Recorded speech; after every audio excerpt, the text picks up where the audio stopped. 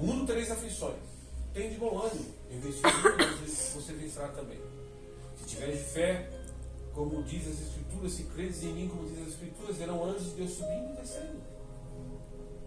Só que anjos de Deus, entra duas coisas. Entra céu e inferno. Porque inferno são anjos de Deus. Então vamos ver no céu e vamos ver no inferno. Toda vez que o inferno armar uma armadilha, Deus nos dará livramento. Nos mostrará uma saída. Quando o rei da Síria vinha por um caminho para pegar o rei de Israel, Deus revelava ao profeta de madrugada que dizia para o rei, e o rei desviava o caminho. Tinha espião? Não no reino do rei de lá. Tinha espião no reino de Israel. E como ele sabia o caminho que Israel ia passar, né? Então, no lado de cá tinha espião, do lado de lá não tinha espião. Mas Deus na última hora mudava o caminho para livrar o rei de Israel. Amém? Ou seja, Deus pode revelar aquilo que o seu inimigo tem de mal ou planejado contra você.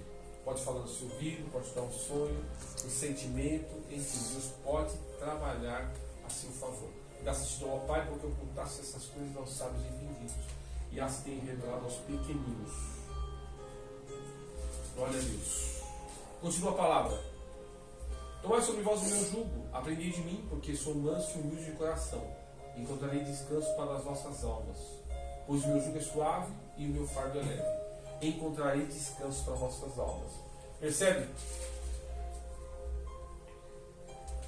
Percebe que não temos descanso na alma? Nossa alma é perturbada e é conturbada dia e noite. Numa discussão com um teólogo aí, conhecido de vocês e meu também, ele falando sobre a trindade do homem, né? E eu debati com ele o seguinte: se somos carne, se formos carne, alma, espírito, então somos corpo, alma e espírito. Partindo do princípio que somos triunfos da trindade do homem, então a carne veste a alma. Amém? E o espírito vestiria, no caso, a alma. A carne, o corpo veste a alma. Quando você morre, fica a alma, o espírito vestiria a alma. E poderia se apresentar diante de Deus. Amém? A Trindade é isso. Jesus falou assim que no inferno é como o bichinho do lixo. Ele olhou para o lixo e falou assim: ó, tem um bichinho lá que o fogo queima e nunca queima ele. É um verme, né? Aquele bichinho que está no seu lixo. Se você deixar 4 dias ele ali, aqueles bichinhos que estão no lixo. Aquilo é um verme. Então no inferno as pessoas estão com aquela forma, né? Tem aquela forma. Ou, porque ele fala assim, todo espírito volta para Deus. Eu não concordo. Como todo espírito vai voltar para Deus? E a alma vai para o inferno? Não, a alma é uma coisa inanimada. Precisa do corpo para poder se alegrar. Tira o corpo, ela fica inanimada. Ela não tem poder de ir e vir. Na questão do pensamento que nós somos triunfos. Então ela precisaria do espírito. O espírito está onde? Dentro do homem. Então, se eu concordo em servir a Cristo e o sirvo a minha vida toda, jamais minha alma, meu espírito será como aquele verme. Porque a Bíblia diz que eu sou a semelhança de Cristo, que eu vou ser levado à estatura de varão perfeito. Mas se eu me distancio de Deus, o meu espírito vai naquela direção. E vou terminar daquela forma. Então a minha alma, o Silvio, vai vestir aquele espírito. Amém? E ali ele vai sofrer. Porque aquele espírito vai receber sofrimento. Esse é o princípio de pensando e concordando com o pensamento que a alma é espírito, alma e corpo fazem parte do homem. Amém? Amém? Amém. Então, a questão é, se a alma, que é a psique, né? Que também deriva de psique, ou psique, que é a nossa mente, é a parte que ele fala assim, a vossa alma vos aliviarei. Então ele vai aliviar o que? A nossa psique, a nossa mente. Porque é na nossa mente onde acontecem as grandes e as maiores batalhas. A nossa mente é a chave do nosso corpo. A A nossa mente é por onde nós estamos bem ou estamos mal. Os nossos pensamentos, ou a nossa mente, tem que estar presa em Cristo. Amém? Estava numa oração uma vez, alguém falou assim, o pastor falou assim, olha, Deus me revela, pastor, que você ora muito. Aí alguém riu. Eu não vejo ele orando. Entendeu? Aí ele falando, disse assim, mas pode até ser que você não veja ele orando, porque a pessoa falou, manifestou. O Espírito manifestou. Mas ele fala todo o tempo com Deus. Estou falando isso para o Estou falando assim, é porque a mente, a gente tem que manter ela ligada em Cristo. Não importa se estou deitado, se estou sentado, se estou indo, se estou vestido, se estou dirigindo, se estou pregando um martelo, se estou cortando uma pedra. Sempre pensamento em Cristo. Por quê? Porque é a única forma de nós termos a nossa natureza controlada. A única forma da nossa mente, da nossa alma ou a psique estar aliviada. Você vai na pessoa, a pessoa tem um sentimento pesado. Por que a pessoa tem um sentimento pesado? Porque ela está sobrecarregada. Está próximo de um curto-circuito. Se você sobrecarregar um sistema, ele vai entrar em colapso. O diabo sabe que se ele sobrecarregar você, você vai entrar em colapso. O diabo quer sobrecarregar você. Jesus está dizendo nessa tarde, trazei para mim todo o vosso jugo. Pegue tudo que você tem aí hoje, tudo que é ruim, e leve a Cristo todo dia. É um exercício. É como se você pegar, hoje eu vou pegar 20 quilos e leva para Cristo. Amanhã você pega 30, leva para Cristo. Amanhã você está com 40 quilos, leva para Cristo. Fala, meu, é tão fácil. Porque mas se você deixar dentro de você, semblante pesado. Semblante, transtornado. Eu gosto de Pedro. Porque Pedro, ele é o cristão mais puro e sanguíneo possível. Porque Pedro, ele mostra todos, na personalidade dele, Thomas, todos os aspectos da salvação. Mostra a gente andando com Cristo, desconfiado. Mostra a gente andando com Cristo e falando aquelas crendices, aquelas baboseiras que a gente acredita. Né? Não importa o tempo que você tem com Ele. Mostra a gente com Cristo e ainda no braço, na raiva, no nervoso. Mostra a gente com Cristo tomando atitudes na obra de Deus, mas na carne, cortando a orelha de quem leva para cortar. Enfim, Pedro é o típico e mostra que na hora da angústia a gente foge de Deus. É o típico cristão. Foge de Deus, mas é um cristão que é sincero. Porque ele é rude, ele é pesado, ele é violento, mas ele não gosta. Ele não gosta de ser assim. E a Bíblia diz assim, você tem que aborrecer a sua natureza. Então ele não aborrece a natureza. Tem tudo isso. É cansado, vai buscar Deus, dorme, né? É posto em xeque, nega, né? Por causa do namorado, por causa da namorada, por causa de um amigo, por causa de uma amiga, nega Cristo, por causa de um trabalho. Não, eu não sou crente não. É que eu contrato crente. Não, eu não sou crente não. Você pode me contratar, a pessoa nega, porque não está convertida. Pedro era assim. Aí depois sai dali com vergonha, pesado. Puxa, por que eu não disse que eu era crente agora e tal? Aí você vai lá e fala assim, não, eu não sou crente não. O cara fala, você tem... A sua fala é diferente. Você não é crente? Não, você tem um jeito diferente, você parece crente. Não, eu sou crente não. E pior ainda, quando você quer passar desapercebido, o cara fala, mas você é pastor. Você é pastor, né? Hã? Você é pastor, né? Hã? Bem, sabe quem você é. Então, às vezes você esconder. Pedro é o crente que está sendo transformado e não está se dando conta. Cristo entrou na fala de Pedro. Cristo entrou no jeito de Pedro andar na rua. Cristo entrou na sombra de Pedro, impregnou a sombra dele. A ponto de Pedro passar e os doentes serem curados. Porque ele impregnou até a sombra dele. Impregnou a fala, impregnou as vestes, impregnou os pensamentos. Ele quis negar, quis fugir. É o cristão lutando para não carregar a marca de Cristo, não ser dominado por Cristo. Porque não aceita ser dominado por nada. Mas o jugo já foi colocado. E ele está nos moldando, nos transformando. A imagem e semelhança daquilo que ele deseja. Amém?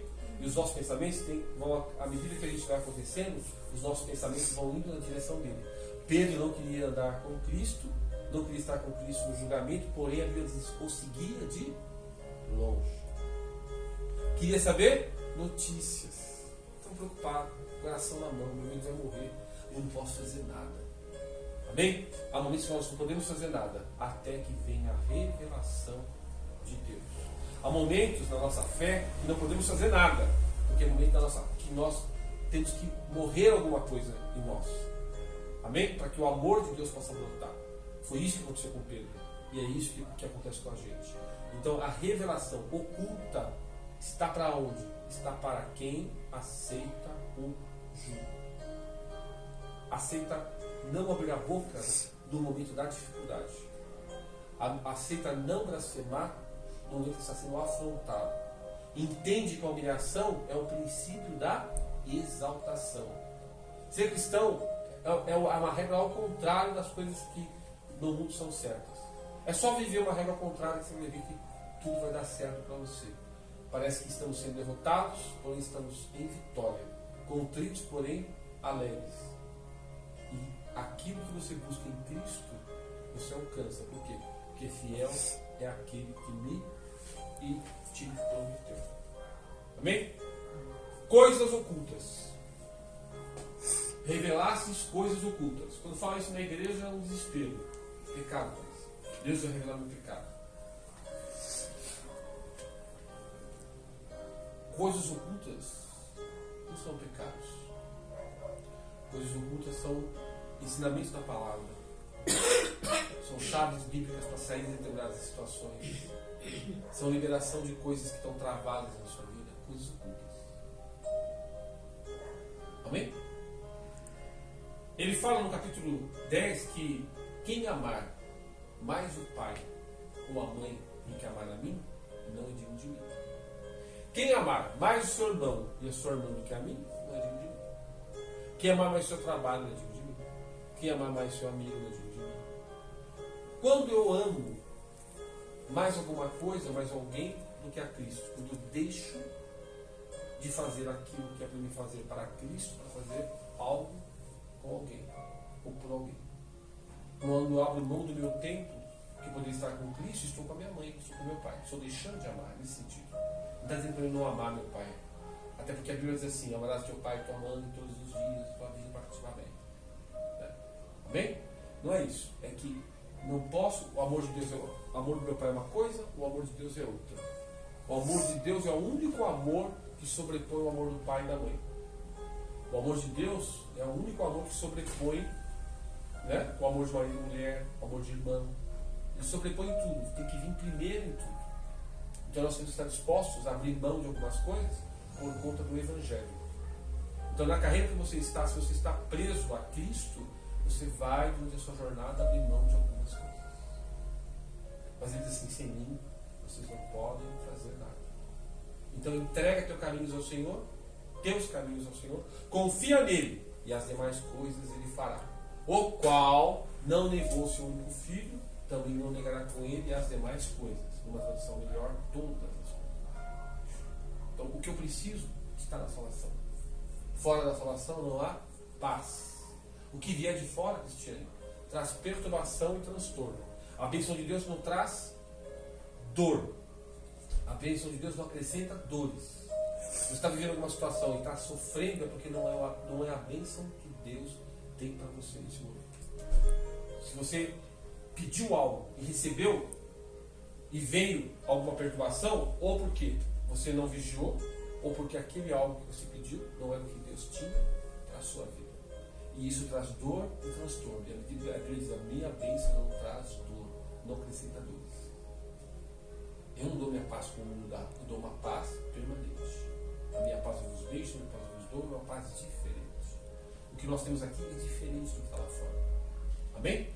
Lá fora existem reuniões de ânimo, gritaria e tal. Não são de igreja, falando de motivação pessoal mesmo. Existe isso.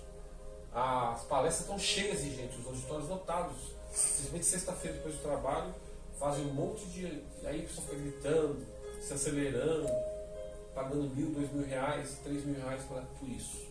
Dura quanto tempo? Quantos dali aproveitam aquilo que receberam? Jesus está te dando uma oportunidade, falou assim: tomai meu jugo. Com o meu jugo vai vir a minha revelação.